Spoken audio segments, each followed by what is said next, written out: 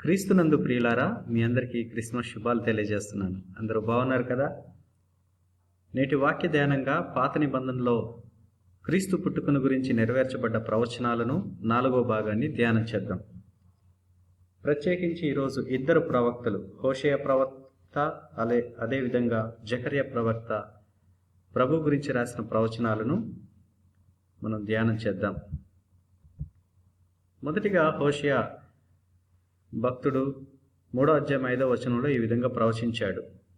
తరువాత ఇశ్రాయేలీలు తిరిగి వచ్చి తమ దేవుడైన యెహోవా యొద్దను తమ రాజైన దావీదు నొద్దను విచారణ చేయుదురు.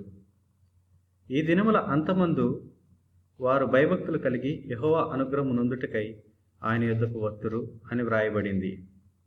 ఈ వచనములో యేసుక్రీస్తు రాజుగా, దావీదుగా వర్ణించబడ్డాడు. హోషేయ తన పరిచర్యను ప్రారంభించే నాటికే దావీదు మరణించాడు. మరి ఇక్కడ చెప్పబడ్డ దావీదు ఎవరి గురించి వ్రాయబడిందంటే అది ప్రభువైన యేసుక్రీస్తు గురించి వ్రాయబడింది. ఇశ్రాయేలు యొక్క 10 గోత్రాలు అలాగే యూదా బెంజమిన్ 2 గోత్రాలు పలు సందర్భాల్లో ఇశ్రాయేలు అనే ఏకవచనంతో పిలువబడ్డాయి. వారు వేరువేరు సందర్భాల్లో చెరకు వెళ్ళినప్పటికీ తిరిగి రావడం మాత్రం ఒకే సమయంలో జరుగుతుంది. ఇక్కడ తిరిగి రావడం అంటే చెర నుండి వారు తమ సొంత భూమికి తిరిగి రావడం అనేది ఒక అర్థం. అలాగే రెండవ అర్థం ఏంటంటే వారు పశ్చాత్తాపంతో ప్రభు దగ్గరకు తిరిగి వచ్చి వారి పాపపు జీవితాన్ని, అవిశ్వాసాన్ని వదులుకుంటారు. గతంలో నిజమైన మెస్సయ్యను వారు తిరస్కరించారు. ఇప్పుడైతే అతనిని ఆలింగనం చేసుకోవడానికి ఆయన వద్దకు తిరిగి వస్తారు. ఇంతకాలం వారు పాటించిన సంప్రదాయాలను, తప్పుడు ఆరాధన మార్గాలను, వారి స్వంత ధర్మాన్ని విస్మరించి దానికి బదులుగా వారు ప్రభువైన యేసుక్రీస్తు వైపుకు తిరిగి నీతిని, జీవాన్ని, రక్షణను కోరుకుని యెహోవా కృపను వెదుకుచు రాజైన దావీదు అనగా దావీదు కుమారునిగా వచ్చిన యేసును వెతుకుతారు. దావీదు కుటుంబం నుండి వచ్చిన మెస్సయ్యకు లోబడి రక్షకుడైన యేసుక్రీస్తు వారికి ఎంత అవసరమో గుర్తిస్తారు. ఇది ప్రభు 2వ రాకడలో నెరవేరుతుంది. హోషేయ ప్రవచించినటువంటి 2వ ప్రవచనం 11వ అధ్యాయం 1వ వచనంలో చదువుతున్నాం. ఇశ్రాయేలు బాలుడై ఉండగా నేను అతని ఎడల ప్రేమ కలిగి నా కుమారుని ఐగుప్తు దేశంలో నుండి పిలిచితిని అని చదువుతున్నాం. ఈ వచనంలో ఇశ్రాయేలు క్రీస్తుకు సాదృశ్యంగా ఉన్నాడు. ఎందుకంటే ఇశ్రాయేలు సంతానం నుండి క్రీస్తు పుట్టబోతున్నాడు కనుక దేవుడు ఇశ్రాయేలును కూడా నా కుమారుడు అని పిలిచాడు. క్రీస్తు కోసమే ఇశ్రాయేలును ఐగుప్తు బానిసత్వం నుండి విడిపించాడు. ఇశ్రాయేలును బాలుడుగా ఉన్నప్పుడు అనగా నిస్సహాయ స్థితిలో ఈజిప్షియన్ల చేత అణిచివేతకు గురైనప్పుడు దేవుడు అతన్ని ప్రేమించి అణిచివేత నుండి విడిపించాడు. దేవుని మార్గదర్శకత్వం ద్వారా ఇశ్రాయేలు స్వేచ్ఛను పొందాడు. అతని శత్రువులు నాశనమయ్యారు. ఇశ్రాయేలుకు పరలోకం నుండి ఆహారం అందించబడింది. అంతేకాక ఇశ్రాయేలు దేవుని స్వరాన్ని విని దేవుని చట్టాన్ని అందుకున్నాడు. ఈ మాటలు ఇశ్రాయేలుకు సంబంధించినవి. దేవుడు మోషే చేత తన ప్రజలను ఐగుప్తు నుండి బయటికి తెచ్చినప్పటి సందర్భానికి సరిపోయినవి. అయితే సువార్తికుడైనటువంటి మత్తయి శిశువైన యేసును ఈజిప్టు నుండి తిరిగి తీసుకొస్తున్నప్పుడు ఈ సందర్భాన్ని అలంకార రూపంలో పోల్చాడు. మత్తయి సువార్త 2వ అధ్యాయం 15వ వచనంలో ఈ మాటలు చదువుతాం. ఎందుకంటే లోకంలో ఎన్ని దేశాలు ఉన్నప్పటికీ దేవుడు తన ప్రత్యేక ప్రజలుగా ఉండడానికి ఇశ్రాయేలు దేశాన్ని ఎన్నుకున్నాడు. తన ఏకైక కుమారుడైన క్రీస్తు శరీరధారిగా ఇశ్రాయేలులో పుట్టాలని కోరి తన ప్రజలను నా కుమారుడు అని పిలిచాడు.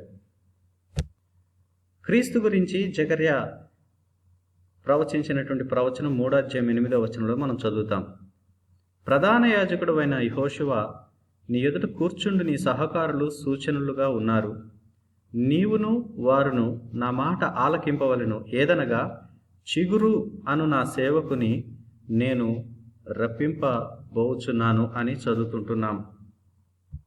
ఈ వచనంలో యేసుక్రీస్తు చిగురు అను సేవకునిగా ప్రస్తావించబడ్డాడు. ఈ చిగురు పుట్టడంలో అర్థం ఏంటంటే యూదా గోత్రం నుండి రాజరికం అంతమైపోయింది అనుకోవడానికి లేదు. ఆగిపోయినటువంటి రాజరికంలో నుండి ఒక చిగురుగా యేసుక్రీస్తు జన్మిస్తాడని అర్థం. అనగా ఆయన రాజుగా ఉండడం ద్వారా ప్రజలను పాలిస్తాడని అర్థం. యేసుక్రీస్తు సాక్షాత్తు భవిష్యత్తులో 1000 ఏండ్ల పరిపాలన చేయబోతుంటున్నాడు. ఆయన పరిపాలన భవిష్యత్తులో ఉంటుందనే కాదు, ఆయన పుట్టడమే రాజుగా పుట్టాడని గ్రహించాలి. జ్ఞానులు హేరోదు దగ్గరికి వచ్చి యూదుల రాజుగా పుట్టినవాడు ఎక్కడున్నాడు అని సంబోధించడం మత్తయి సువార్త 2:2 మనం చదువుతున్నాం. అతను పుట్టుకతోనే రాజనడానికి దావీదు వంశమే నిదర్శనం. ఆయన రాజకుటుంబంలో పుట్టాడు. మరియు ఆయన మరణము పునరుద్ధానం తర్వాత ప్రజల మీద ఆయన పాలన ప్రారంభమైపోయింది. ప్రస్తుతం ఆత్మీయంగా ఆయన మన హృదయాలను పాలిస్తున్నాడు. సాక్షాత్తు భవిష్యత్తులో అతని పాలన ప్రారంభమవుతుంటుంది. యేసు పుట్టుక గురించి జకర్యా రాసిన మరో ప్రవచనం 9:10 చదువుతున్నాం. ఎఫ్రాయిములో రథములుండకుండా నేను చేసేదను, యెరూషలేములో గుర్రములు లేకుండా చేసేదను, యుద్ధపు విల్లు లేకుండా పోవును. నీ రాజు సమాధాన వార్త అన్యజనులకు తెలియజేయును. సముద్రము నుండి సముద్రము వరకు, యూఫ్రటీస్ నది మొదలుకొని భూదిగంతముల వరకు అతడు ఏలును అని చదువుతుంటున్నాం. ఈ వచనంలో క్రీస్తు సమాధానకర్తగా మరియు ప్రపంచ పాలకుడిగా అభివర్ణించబడ్డాడు. అతని పాలన సముద్రం నుండి సముద్రం వరకు, యూఫ్రటీస్ నది మొదలుకొని భూదిగంతముల వరకు, అంటే ప్రతి ద్వీపము, ప్రతి ద్వీపకల్పము కూడా ఆయన పరిపాలన విస్తరిస్తుంది. యెరూషలేములో యుద్ధానికి ఇక ఎటువంటి గుర్రాలు అవసరం లేదు. యుద్ధాలు, బళ్ళాలు, ఆయుధాలు ఇక ఉండవు.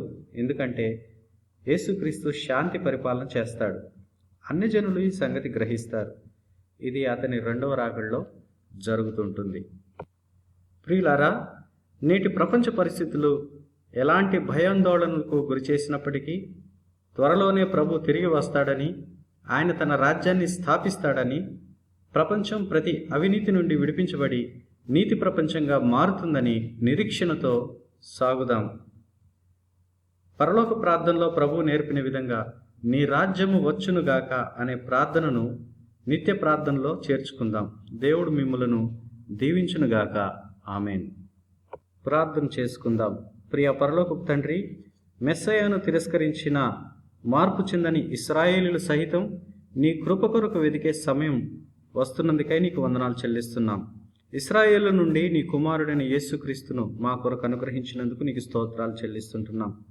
నీ రాజ్యంలో మమ్మలను కూడా పాలిభాగస్తులుగా చేసినందుకు మీకు వందనాలు, స్తుతులు చెల్లిస్తూ యేసు నామములో ప్రార్థన చేస్తున్నాం తండ్రి. ఆమేన్.